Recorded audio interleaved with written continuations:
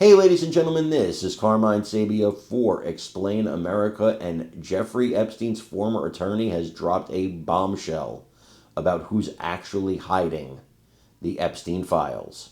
Before we get started, please make sure you like, comment, share, and subscribe. Those little things really help us out, and they help our channel continue to grow. What's going on with the Epstein files? Why can't President Donald Trump produce them? Why can't Pam Bondi produce them? Well, it may not be just because they want to block them. It may be because they're being blocked from access to these files.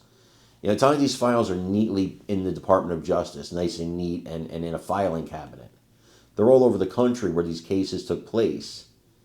And according to Alan Dershowitz, who did represent Epstein in his Florida case, he says he knows exactly who is responsible for hiding these files. And you know what? His explanation absolutely makes sense.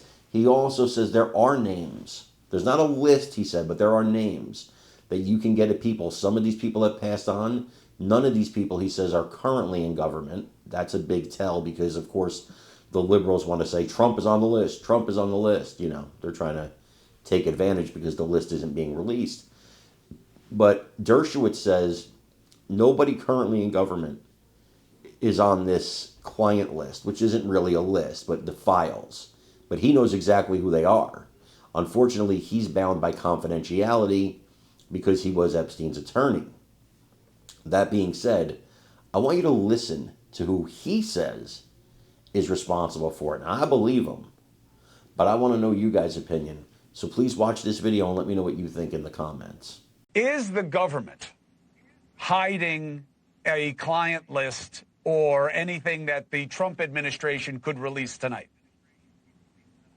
No, there is no client list. There never has been a client list. A client list suggests that Jeffrey Epstein made a list of people to whom he trafficked women. What there is a redacted FBI affidavit from accusers. There are several of them.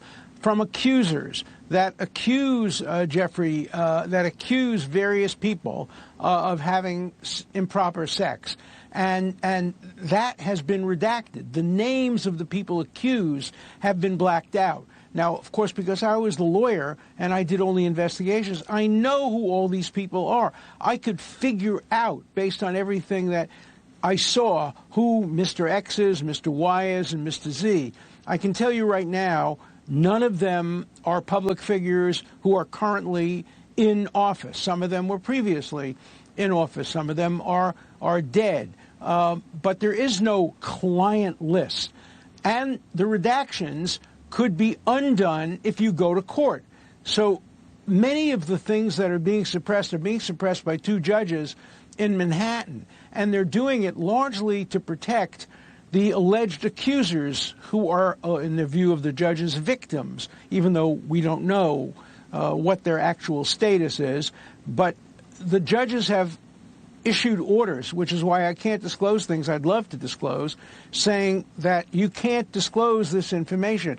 But Pam Bondi and the Justice Department and Donald Trump are not responsible for that. I don't know of any information that they could disclose that they haven't disclosed. Now, maybe there is some, but I'm simply not aware of it. And so I think it's important to place the blame where the blame deserves to be placed.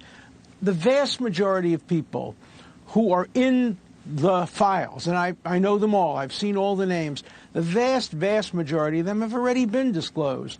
They're in articles all over the world. They're in books that have been written. So if we got everything, you would be shocked how few names are there that haven't already been disclosed. The media hasn't, by the way, done a good enough job in finding the people who have been disclosed in the public record. So that's that list.